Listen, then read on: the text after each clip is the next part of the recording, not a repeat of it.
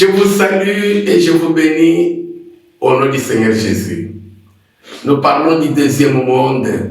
C'est ça le grand sujet ou le thème de ce message. Et nous voyons aujourd'hui le 7e sujet dont le titre est « Tout est à vous ». Tout est à vous. Nous te bénissons, Seigneur Dieu Tout-Puissant, pour cette bénédiction que tu nous envoies au travers de ta parole. Sois notre prédicateur, sois notre enseignant, parce qu'il est écrit dans ta parole, ils seront tous enseignés de Dieu. Nous avons ainsi prié au nom de Jésus-Christ. Amen.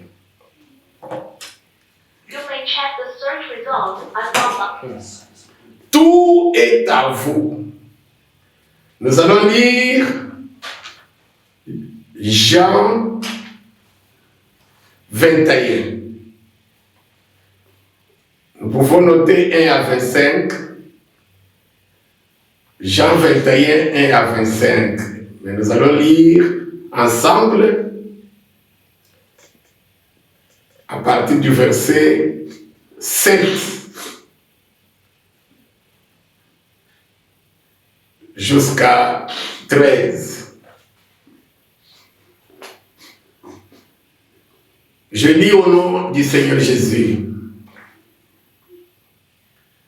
Alors le disciple que Jésus aimait dit à Pierre, c'est le Seigneur. Et Simon-Pierre, dès qu'il eut entendu que c'était le Seigneur, mit son vêtement et sa ceinture, car il était nu, et se jeta dans la mer. Les autres disciples vinrent avec la barque, tirant le filet plein de poissons, car ils n'étaient éloignés de terre que d'environ 200 coudées. Lorsqu'ils furent descendus à terre, ils virent là des charbons allumés, du poisson dessus et du pain. Jésus leur dit, apportez des poissons que vous venez de prendre. Simon-Pierre monta dans la barque et tira à terre le filet plein de 153 grands poissons. Et quoi qu'il y en eût tant, le filet ne se rompit point. Jésus leur dit, venez manger. Et aucun des disciples n'osait lui demander, qui es-tu? Sachant que c'était le Seigneur. Jésus s'approcha, prit le pain et leur en donna. Il fit de même du poisson. Nous allons ajouter 1 Corinthiens chapitre 3, versets 21 à 23. C'est ça le sujet. Tout est à vous. Que personne donc ne mette sa gloire dans des hommes, car tout est à vous. Soit Paul, soit Apollos, soit Céphas, soit le monde ici, soit la vie, soit la mort, soit les choses présentes, c'est-à-dire de ce monde, soit les choses à venir, c'est-à-dire le deuxième monde, parce que ce monde ici va passer. Tout est à vous, chrétiens. Et vous, vous êtes à Christ. Et Christ est à Dieu. Alléluia.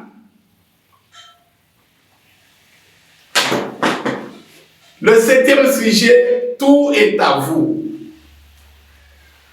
Nous parlons du deuxième monde. Le chrétien qui vit dans ce monde, le premier monde ici, il doit marcher comme quelqu'un du deuxième monde.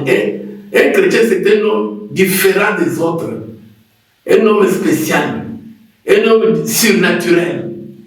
Il est en train de mener une vie surnaturelle. Il vit du surnaturel. Il entend des choses que le monde n'entend pas. Il voit des choses que le monde ne voit pas.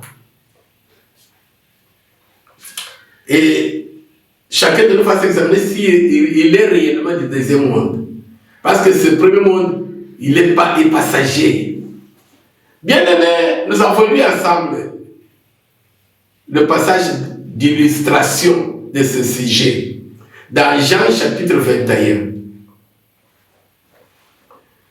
Le Seigneur Jésus était déjà ressuscité. Maintenant, les apôtres étaient là, ensemble, pas à manger, affamés. Ils avaient déjà tout quitté pour Jésus. Ce qu'ils faisaient, ils ne le faisaient plus à ce temps-là. Comme Pierre qui était un pêcheur de poissons. Ils étaient ensemble. Maintenant, ils se sont dit, mais notre profession, c'est de la pêche, la pêche. Allons pêcher pour avoir à manger. Quand ils sont partis travailler, toute la nuit, et pourtant c'était des spécialistes dans la pêche, Pierre, Jean, Jacques, des spécialistes. Toute la nuit, ils n'ont rien reçu. Ils ont jeté le filet partout. Toute la nuit, rien. Ils se sont dit, mais rentrons, allons prier. Allons prier. Pendant maintenant qu'ils voulaient rentrer, ils étaient encore dans la mer. Ils voient un homme, un inconnu, qui était à la rive là-bas, qui leur demande, qui les appelle. Enfants, vous n'avez rien à manger. Ils lui ont dit, rien. Ils ne savaient pas qui était cet homme-là.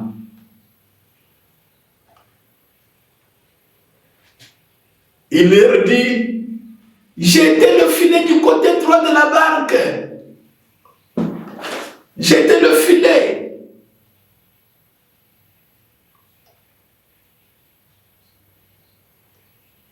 Et vous trouverez.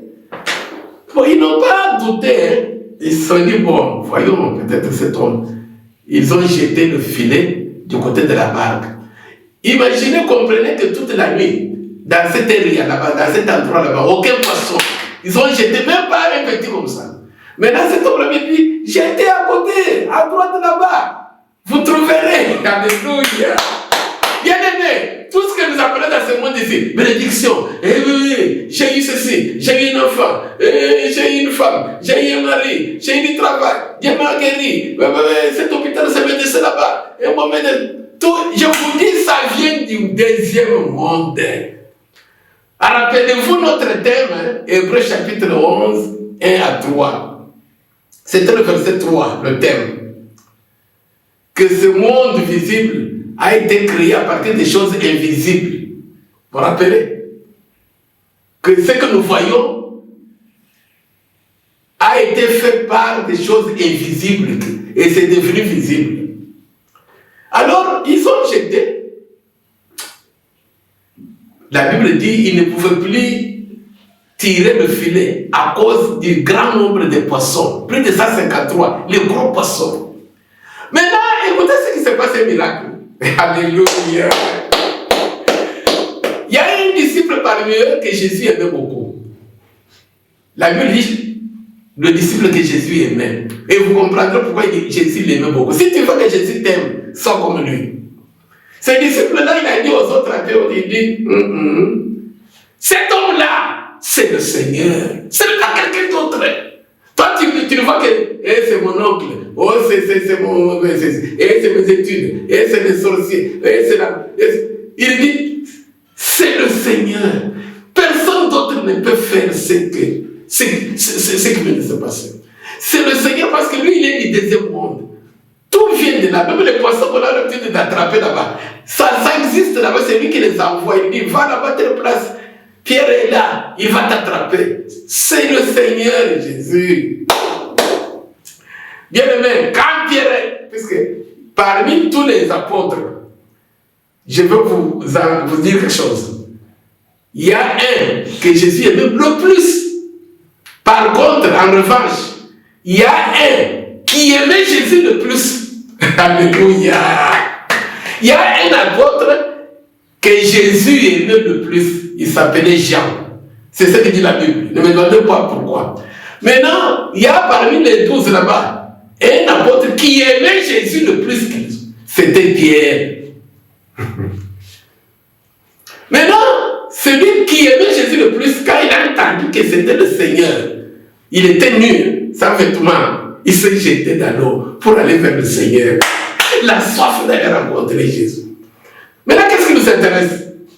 Jean découvre que c'est le Seigneur parce qu'il a compris que ces poissons viennent du deuxième monde. C'est du surnaturel. Toute la nuit, il n'y a rien. Pouf, ça arrive. Mais ce n'était pas seulement ça. Qu'est-ce qui nous intéresse? Quand ils sont arrivés maintenant à la rive, ils ont trouvé Jésus avec du feu allumé, les charbons allumés, les charbons. Les charbons. Au Congo, ils appellent ça pas makala. Les charbons allumés. C'est une sorte comme un réchaud. Stove, in English. Charbonné, avec braille.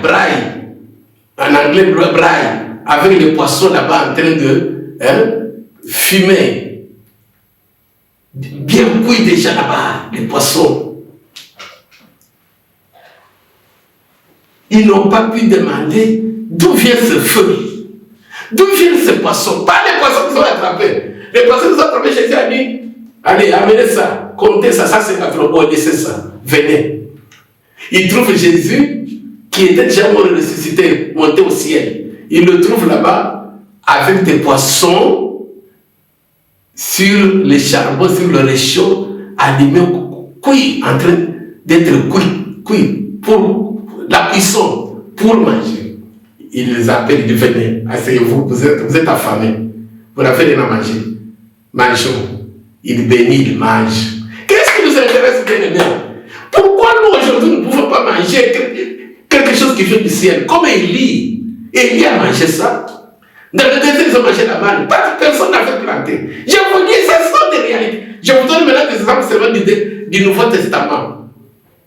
Ils ont mangé un repas là. Ils ont trouvé le feu allumé, des charbons, les poissons. Les poissons ici. Le surnaturel. Pourquoi? Vous voyez que Jean, Pierre et les autres, quand cet homme a dit, j'étais à côté. Ils n'ont pas ici dit, mais toute la nuit, il n'y a rien. Non. Pourquoi Jean a dit que c'est le Seigneur? Parce qu'il ne limitait pas la puissance de Dieu. Il savait qu'à Dieu, rien n'était possible. Même à la dernière minute, Dieu peut donner la solution. Alléluia. Il n'a pas dit non. Allez, va-t'en, ici il n'y a rien. On a prié toute la nuit, il n'y a rien, on a tout fait. Non. Ils n'ont pas dit non. Maintenant on va vieillir, on va vieillir. Non. Ils ne limitaient pas la puissance de Dieu. Et ils ont vécu le surnaturel de Dieu. Pourquoi ils ne limitaient pas la puissance de Dieu? Il fallait demeurer dans la parole de Dieu jusqu'à entrer au deuxième monde. Ne pas sortir de la parole de Dieu. Quand il y a des difficultés, quand il y a la famine, comme cette nuit là-bas. C'était des responsables qui étaient mariés, qui avaient une femme et des enfants, avec sa belle-mère, dont il avait pris la charge à la maison. Mais ils sont toujours demeurés fidèles. Ils attendaient toujours la promesse de Dieu, la Pentecôte, le Saint-Esprit, pour commencer à annoncer l'évangile jusqu'aux extrémités de la terre. Et pour cela, devant les problèmes qui leur arrivaient, ils ne limitaient pas la puissance de Dieu. Les chrétiens d'aujourd'hui, ils limitent la puissance de Dieu et ils sortent en dehors de la parole de Dieu. Et ils font n'importe quoi. Voilà les scandales, voilà les dégâts. Moi, les serviteurs de Dieu, pourquoi c'est cela? Vous entendez qu'il y a des histoires, des divisions, des escroqueries. Bien-aimés dans le Seigneur, le 7e sujet, les apôtres savaient très bien que dans le monde spirituel, le deuxième monde, et dans ce monde ici, toute chose qui existe, c'est à nous. Dieu nous donne au temps favorable. Et quand nous allons quitter ce monde, nous allons trouver, tout est à nous. Il y aura de nouveaux cieux et une nouvelle terre. Nous aurons des chars célestes. Nous aurons tous les anges à notre service. Tout Tout est à nous. Et si quand une difficulté nous arrive, nous savons que le Créateur de toutes choses, nous ne pouvons pas limiter sa puissance. Notre travail, c'est de demeurer dans sa parole, ne pas en sortir. Parce que si nous demeurons dans sa parole, il demeurera en nous. Et tout ce que nous lui demanderons alors, il nous le donnera selon sa volonté. Jean 15, nous allons lire ça. Mais avant de lire, je résume donc le sujet, le 7e. C'est lui qui est un chrétien sauvé, qui marche dans ce monde comme quelqu'un du deuxième monde. Pour vivre le surnaturel sur la terre, il ne limite pas la puissance de Dieu devant la gravité du problème qui lui arrive sur la terre, dans le but de demeurer dans la parole de Dieu. Parce que s'il limite la puissance de Dieu, il va sortir de la parole de Dieu. Il va se décourager. Il va retourner à la prostitution. Il va retourner à la prostitution. Il va retourner au mensonge. Il va retourner au mensonge. Alors, dans les difficultés, quelle que soit la gravité du problème, il ne limite pas la puissance de Dieu. Et il demeure ferme dans la foi jusqu'à la mort. Parce qu'il sait que tout est à lui. Tout ce que Dieu a créé est à lui. Et ce que nous voyons dans ce monde, ce sont les images de la réalité. Le mariage, le travail, tout même ce corps que nous portons. Quand la maladie arrive, tu as un autre corps, mais ce corps ici aussi. Et le corps là-bas, tout appartient. C'est Dieu qui a tout créé. Tu ne limites pas sa puissance. Celui qui se décourage, qui sort en dehors de la parole de Dieu, c'est celui qui limite la puissance de Dieu. Pour lui, Dieu a échoué. Pour les apôtres, Dieu n'échouait jamais, même à la mort. Ils ont vécu quand ils ont vécu ça quand ils étaient avec lui. Ils étaient à côté de lui quand Lazare était mort. 3 jours enterré, le corps pourri. Marthe, lui, avait limité la puissance de Jésus. Mais les apôtres n'avaient pas limité. Jésus leur avait déjà dit, allons, je vais le réveiller. Alléluia! C'est ça le sujet. Ne pas limiter la puissance de Dieu dans votre vie pour demeurer dans sa parole jusqu'à la fin. Jean 15.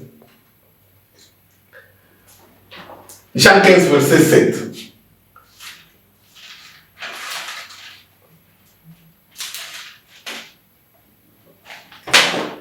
Jean 15,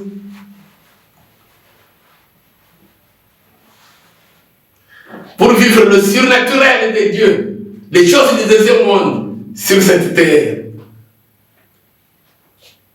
ne limite pas la puissance de Dieu dans ta vie devant un problème, quelle que soit la gravité du problème, afin de demeurer dans sa parole, dans sa foi, jusqu'à la mort. Parce que Dieu est puissant même pour ressusciter les morts. Si Abraham était demeuré, si Abraham vivait ferme dans la foi, il est notre Père dans la foi, parce que pour lui, il croyait que Dieu est puissant même pour ressusciter les morts. Voilà pourquoi il a offert Isaac. La Bible dit dans Hébreux 11, il croyait que Dieu est puissant même pour ressusciter. Il n'a pas limité la puissance de Dieu. Et Dieu a pourvu, l'Éternel pourvoira.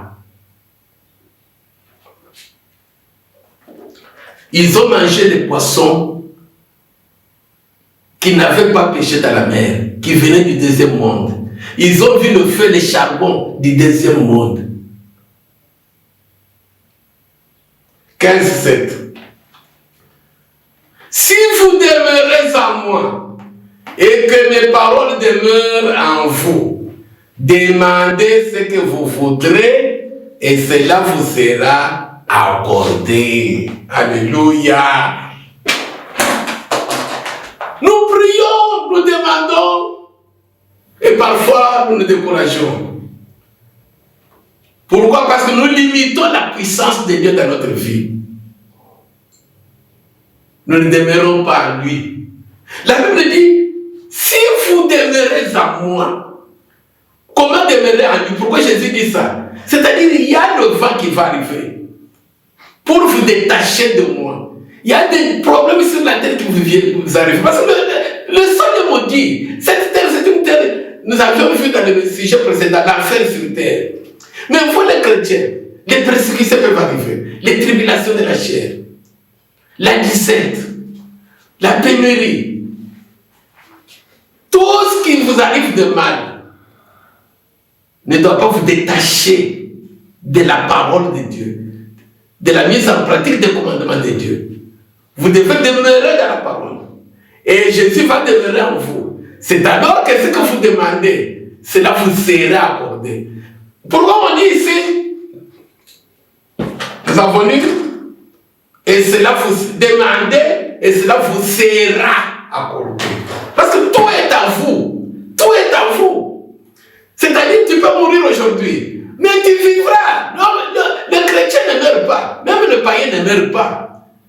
Mais la différence c'est que le chrétien, après la mort, maintenant tout est à toi. Tu vas continuer à vivre. Tu verras comment le corps d'abord de la terre, mais toi on te donne un corps de gloire. Alléluia.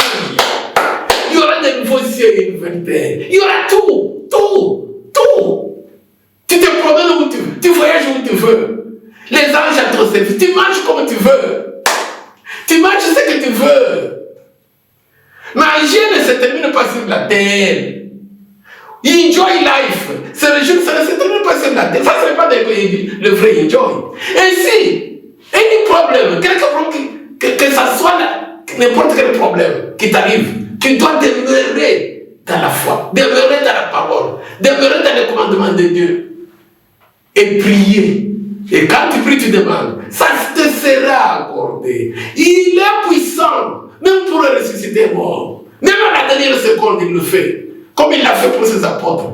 C'était l'exemple pour nous enseigner. Ils ont vécu le surnaturel. Ainsi donc, je vous propose de lire le dernier passage pour bien comprendre. Genèse chapitre 2, versets 20 à 23. Genèse 2, 20 à 23. Mais avant de le lire, bien-aimés, rappelez-vous, nous parlons du surnaturel, le deuxième monde. Pour vivre le surnaturel, comme les apôtres qui ont mangé les poissons qu'on était en train de cuire dans le charbon, Jésus est là seul. D'où venait le feu? D'où venait le charbon? D'où venait le poisson même? Jésus était-il venu pêcher la nuit dans la mer? Jésus avait-il acheté le charbon à Jérusalem quelque part? Il est venu là-bas. Le feu, le charbon, les poissons, la manne qui venait du ciel. Il faut ne pas limiter la puissance de Dieu dans votre vie devant un problème, afin de demeurer dans la parole de Dieu. Nous allons lire Genèse 2, 20 et clôturer, mais je vais vous dire une chose qui m'est personnellement arrivée, dont j'ai des preuves. J'aime beaucoup parler de ce qui m'arrive parce que j'en ai beaucoup de preuves. Quand je parle des autres, souvent, parfois, j'ajoute ou je tranche. Ça fait plus de 30 ans, j'étais encore dans mon pays d'origine d'où je viens, du Congo. Je sais que vous me suivez de partout. Vous qui êtes au Togo, au Tchad, partout, Haïti, Brésil, presque tous les contrées, je bénis Dieu de ce que vous êtes en train de me suivre, même à Dubaï, que Dieu vous bénisse. Mais je suis dans la chair sortie du Congo, moi. Quand j'étais encore au Congo, au début de l'exercice de mon ministère de la parole, vers les années, je ne sais pas, 92, une des assemblées que le Seigneur avait fait grâce, là où je travaillais et que j'ai laissé, c'est une église qui existe encore, il y a un autre ministre de la parole qui est là. Bien aimé, je travaillais dans le gouvernement fonctionnel impayé plusieurs mois. Parfois je pars là-bas avec les babouches, et les babouches parfois dans le cas il pleut, les routes là-bas, ça se coupe. Je cherche quelque chose là-bas comme on appelle fusible, je vais là-bas. Il y a un moment donné, après une semaine d'enseignement, à un moment donné, j'ai vu une maman qui est venue me voir à la fin du culte. Elle m'appelle, il dit non, papa, vraiment, j'ai des sérieux problèmes avec mon mari, dans mon mariage, mais l'enseignement que tu nous as donné une semaine ici sur Job, Dieu m'a beaucoup parlé, Dieu m'a beaucoup béni. Je n'ai rien à vous donner. Je n'ai rien à vous donner. Il voulait même pleurer de joie. J'ai quelques cravates ici que j'avais achetées, que je ne sais pas si elles vendaient au marché ou quoi. Je vous donne ces cravates. 2 ou 3 cravates qu'il m'avait données. Toutes ces cravates qu'il m'avait données là-bas, c'était la couleur là-bas des drapeaux des États-Unis d'Amérique. USA, Amérique. Je ne sais pas si elle qui m'a parlé ou Dieu qui m'a parlé quand je suis allé à la maison. Que non, tu vois ces cravates ici. Avant que tu meurs, avant que Jésus t'appelle, tu piétineras. Ainsi donc, bien aimé, il ne faut jamais limiter la puissance de Dieu, mais plutôt demeurer dans la foi, dans la parole, jusqu'au départ de ce corps. Cette maman, jeune maman, elle me dit, acceptez ce que je te donne. Parce que Dieu m'a mis au cœur de te donner ça. Moi qui avais besoin peut-être d'autres choses, on me donne des cravates. Et Dieu dit, je ne sais pas si elle qui avait prononcé ça ou Dieu m'a parlé la nuit, que non, ces cravates ici, 2 ou 3, toutes avec la couleur des USA, Amérique, un jour tu arriveras en Amérique. À ce moment-là, incapable par exemple de payer le ticket pour aller même au travail où elle était payée. Vers 90, 91, 92. Bien aimé dans le Seigneur. Combien d'années? Plus de 30 ans, 32 ans, 33 ans peut-être, 35 ans. Beaucoup de choses se sont passées dans ma vie. Des maladies, agonies, beaucoup. Jusqu'au moment où ils sont sortis du pays, s'ils allaient quelque part, jusqu'au moment. Mais un jour, quand l'année dernière, l'année passée, j'en rappelle, l'année passée, dès que j'avais oublié, ces cravates-là, je les gardais, parce que je ne les portais pas. Je les gardais jusqu'au moment où, pour porter disparu, missing, ou disparu, je ne sais pas, jeté ou quoi. Mais un jour, le Saint-Esprit me parle. Et quand il me parle, c'est où? Je me retrouve, je suis à l'aéroport, c'est pas de Chicago, de San Francisco, aux États-Unis d'Amérique. On me rappelle les cravates de 1992. Je t'avais donné des cravates, la scène s'appelait Massevo ou quoi? C'est Massevo quelque chose. Il ne faut jamais limiter la puissance de Dieu dans votre vie. Tout est à vous. Demeurez plutôt dans sa parole jusqu'au jour du départ quand tu vas au deuxième monde. Lisons rapidement le dernier passage. Vous avez compris le sujet. C'est pourquoi les apôtres ont mangé les pains et les poissons brûlés au feu du deuxième monde. Et c'est pourquoi Jean a dit, c'est le Seigneur. Toute la nuit, il n'y avait rien. Mais d'où viennent les poissons? Ça, c'est notre qu'on a attrapé. Donc, on les a envoyés. Tout ce que nous avons, nous voyons, comme on avait compris, Hébreux 11, 3, ça vient du deuxième monde, des choses invisibles. Dieu rend ça visible. Demeurons dans la foi, dans sa parole. Ne limitons pas sa puissance. Hébreux 2, versets 20 à 23 rapidement. Et l'homme donna des noms à tout le bétail, aux oiseaux du ciel et à tous les animaux des champs. Mais pour l'homme, il ne trouva point d'aide semblable à lui. Alors l'Éternel Dieu fit tomber un profond sommeil sur l'homme qui s'endormit. Il prit une de ses cordes et referma la chair à sa place. l'Éternel Dieu forma une femme de la côte qu'il avait prise de l'homme et il l'amena vers l'homme. Et l'homme dit, voici cette fois, celle qui est os de mes os et chair de ma chair. On l'appellera femme parce qu'elle a été prise de l'homme. Adam, Dieu lui donne tout. Lui croyait qu'il était seul. Mais effectivement, il était seul. Maintenant, il n'a pas vu David, il n'était pas content. Ah, mais Dieu aussi, je ne vois pas une personne comme moi. C'est le lion, chacal, le léopard. Il fallait quelque chose comme moi.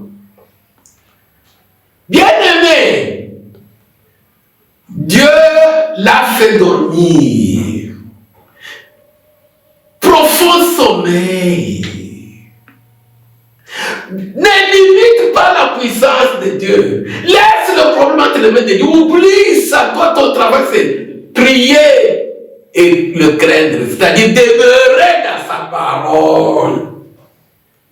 Nous ne dormons pas. Toute la nuit, tu ne dors pas. Tes pensées sont toujours là-bas. Mais cette situation là-bas, tu penses. Hey! Tu limites la puissance de Dieu, ma soeur, mon frère. Je te le dis, tu n'es pas quelqu'un du deuxième monde, tu es païenne, tu es quelqu'un du premier monde. Tu ne vois pas ce qu'il y a là-bas.